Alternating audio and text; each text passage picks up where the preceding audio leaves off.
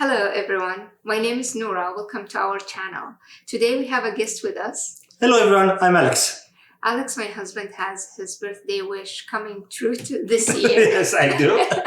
So we have a toy. This is something new to this channel and we thought that we would bring something related to our lifestyle and a toy that we both would enjoy, although it's totally different from my kind of excitements, I would say.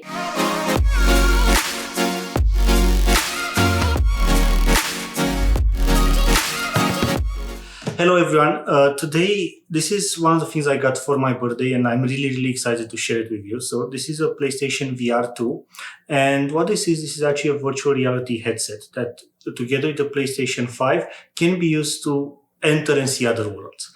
I'm really excited to tell you a little bit about how it works and what the experience is like. Most importantly, we don't want this to be one of those videos that talks about the technology, the specs. There are plenty of other videos. This is not a channel about gaming. This is more about lifestyle. And I think there's a lot of aspects that maybe a lot of the other reviewers don't mention because they focus so much on gaming. There are some things that have really changed how our day-to-day life works, especially in the evenings, especially because downstairs we share the same TV and there's always a battle between what I like to watch and what my better half wants to watch. And as you know, there's always that discrepancy. And with this, it's actually amazing because I can play my games or I can experience a movie or something else while my wife is simply enjoying herself and watching her beauty and fashion without me, troubling her so much. So much being the operative word here. Yeah, like in the past couple of nights that we were watching some TV while he was playing, I would really get immersed in the show that I'm watching. He's on the side playing his game. I do not hear about him unless he bangs into a wall or something. And that does happen, I have to say. Yeah, we had to adjust some of the metrics for him. But seriously, from a gaming perspective, it is something different that I enjoyed, and from comfort perspective that we both share the same space, we both enjoy being together, but at the same time, each one of us has their own activities and we do not really need to clash and, oh, it's my turn and oh, now it's your turn for the TV. Yeah. We don't have to switch, like with YouTube, when we watch YouTube, we always have to switch. I get to see one clip, she chooses one and so on and so forth. So never look at our YouTube. It's a total mishmash of everything. Yeah. But actually, that's what gave us the idea of this channel, having a little bit of all content. And this is why I think this is also very important to talk about, because I think the experience is something, obviously if you have used VR, you know what you're getting into, but this is done to a level of access, to a level of ease that I haven't seen before. And I have played with a lot of VR toys before. And especially it was really nice to see someone that doesn't do VR or someone that has no interest whatsoever. In gaming whatsoever. Like even when I was little and my brother would play with Mario or the Crash or Pepsi Man, that's how old I am. I wouldn't enjoy playing any of these games. I would actually go read the book over gaming. And now with Alex, and he is so much into gaming, I would sit beside him and watch him game. Not every game, like maybe one game that I enjoyed watching you play. Yeah, Ghost of Tsushima, she really enjoyed that one. So that is maybe not a family friendly, but a grown-up friendly, wife approved game. Let's put it like that. It was beautiful from all aspects, but today we're not talking about that game. Today we're talking about this. What do you think? How was it for you, your first experience? It was scary in terms of I was watching Alex first, having the headset on, and I was watching what he's doing on TV, and it felt normal. But when I got to experience it, I didn't expect how immersive and how real it is. Like one of the games was kayaking, and it was in the pool, and you asked me just to put my head underwater, and I was so scared. I do not know how to swim, so water scares me. And I was so scared because it felt real. Even when you put your head underwater virtually, you hear the sound changes, and what do you call the reflection of light inside the water changes. It felt crazy. You look around at the kayak and you see the wear and tear of the sun and the use of the kayak. You see the plastic has changed, the leather is changed. It's totally different experience. And when you see it on a TV, because we watched a lot of reviews before buying this headset, it does not translate into how gorgeous of an experience I had. I'm really scared to try it again because of how real it felt for me. Looking at screenshots or footage from other games, other experiences, does not do it justice. That is the reality at the end of the day. When you put that headset on, it's a totally different experience than from what you see on your TV. And that is because I think the technology here has really evolved. Probably as close to the name is PSVR2, but we're as close to VR 2.0 as we can probably be at the moment, because this headset has pretty much all of the features from a technology perspective that people have been talking about for the past 6-7 years or so. So very important. I won't go too much into the technical specifications. There are other videos for that, but there's a couple of things that I wanted to mention that I think are really important. Number one is the fact that the headset has 2048 or 2000 roughly pixels per eye. So that's essentially 2K for everyone that's familiar with 1080p or 1K, 2K, 4K, and so on. So the headset is not fully 4K, but it's 2K per eye, and that looks absolutely astonishing. You don't see like you're looking through a screen door, you feel like you're there. Another very important aspect is that it has a very wide field of view, so 110 degrees. And that's extremely important because you don't feel like you're looking for a pair of binoculars. You actually feel it takes up your entire line of sight and your entire visual space. And that totally changes the experience. For example, one of the key things is when you set it up, and it's very easy to set up, we'll talk about that in a second.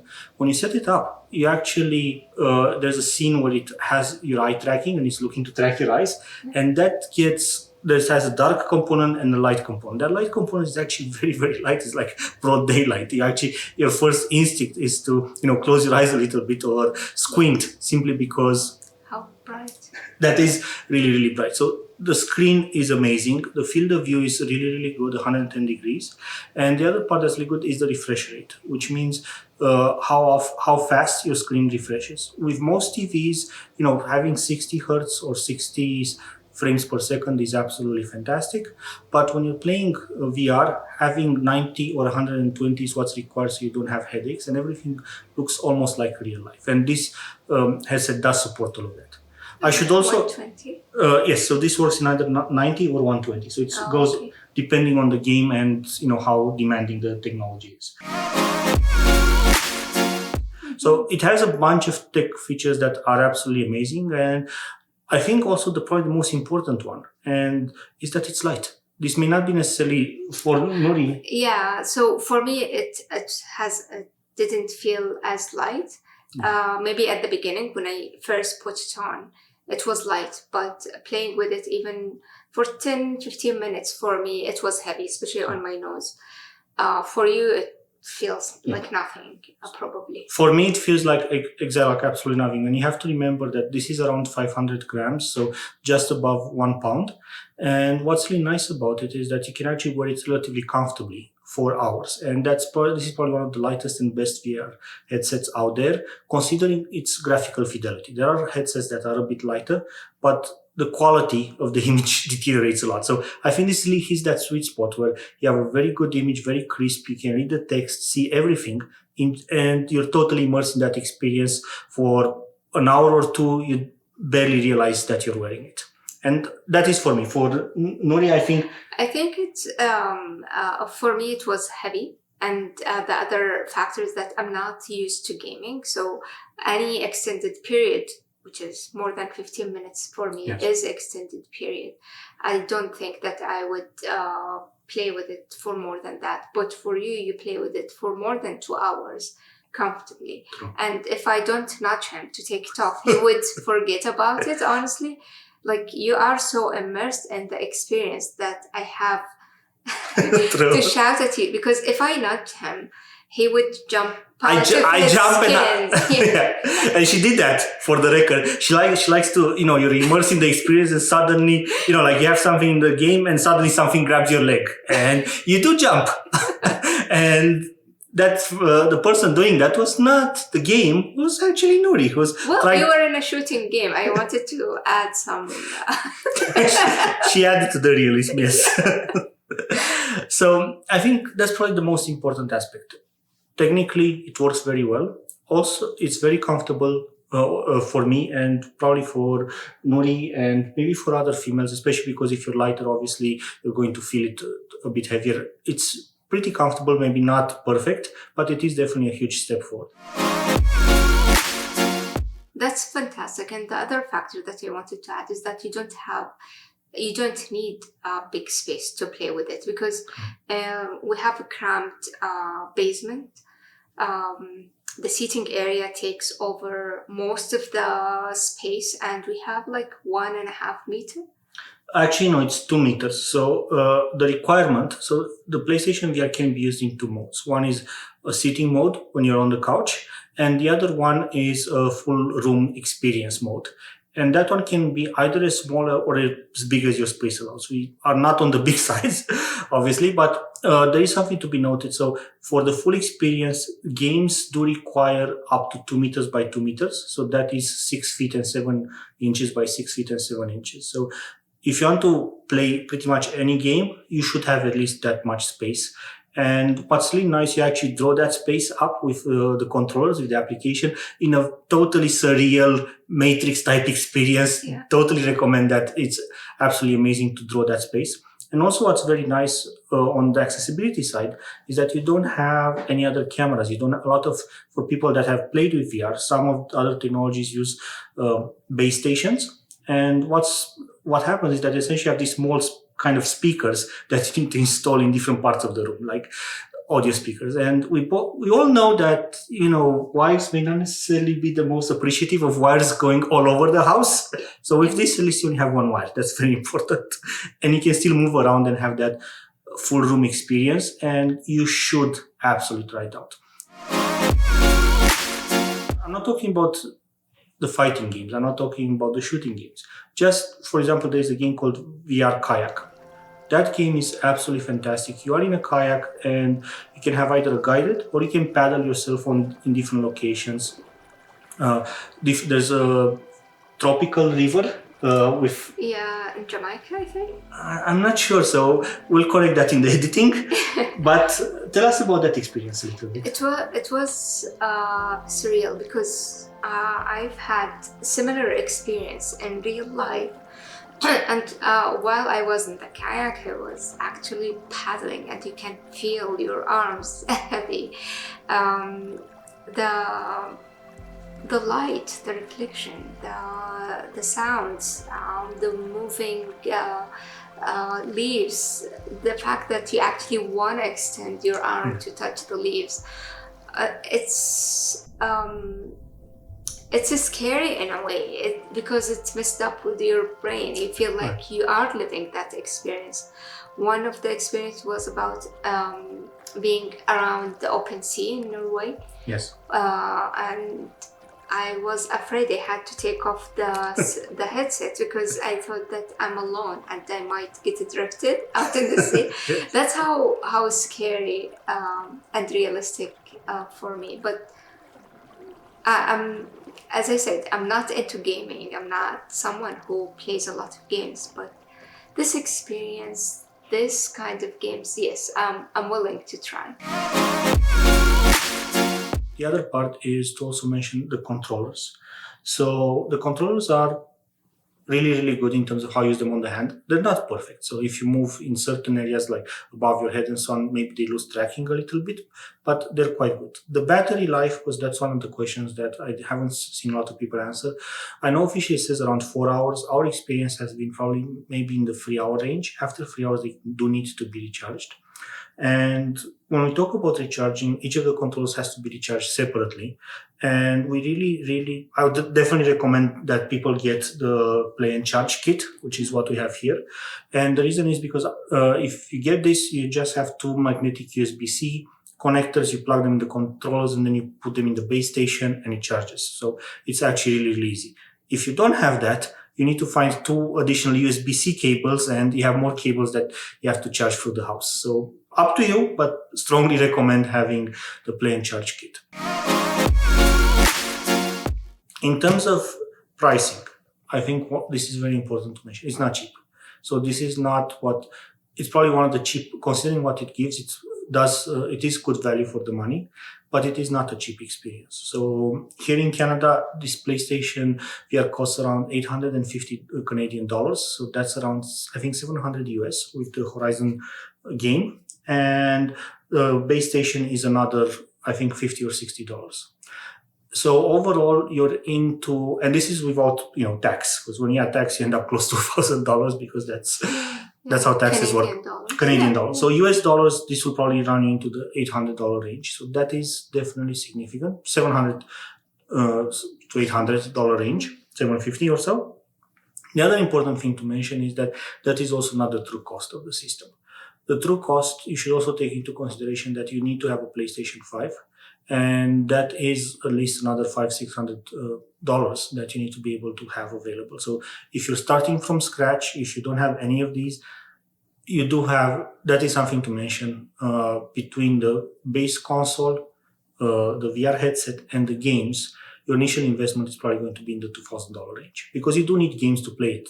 It's not realistic to say, hey, yes, we bought a device and we only have one game, or we have nothing to enjoy it with. It doesn't make that much sense. So if you truly invest into it, know that it is a very steep price to pay. And you're looking all in with the console and everything close to $2,000. Without the console, you're still over $1,000 just for the VR, the PlayStation VR, and the charging kit, plus a couple of games are easily going to add another $200-$300 to it. So please keep that in mind. Now, the last question is, would we recommend the PlayStation VR2? Who is this for? Before I say my opinion, I'd like to ask Nouri, what is your opinion? What would you recommend this? Who is this for? For every wife who wants to quiet their husbands. It's a perfect gift. And for any person who wants to find a gift for a gentleman or someone who is into gaming, you know how hard it is. For someone who has everything, this is the best gift that I can find. This is an amazing, yes. This is an amazing gift. And if I'm honest with you, it's very hard to please Alex gift-wise. Just me. She's easy to please, of course. Well, give me something expensive and then please. That's the reality. But to find something that your significant other would enjoy, I think this is perfect. And for me as a wife, it's something that I would enjoy as well. Now, I will not be as invested, let's be honest, but it's something that I would actually enjoy playing with you, and it's something that would make us closer together, sharing the same experience. And I think that's probably the most important aspect. It allows you to share an experience with your partner, or to have a standalone experience for yourself. And there's nothing else that can quite do this. It is quite expensive. So if you don't have a PlayStation 5, if you're not invested in that ecosystem, maybe it's maybe a little bit out of range. So I'm not sure if in that use case if I would recommend it as much. Especially if you have a strong gaming PC. There are similar experiences on the PC as well. We haven't really talked about that. There are experiences on PCs, but that generally requires a very expensive PC, so in the $2,000 range or more.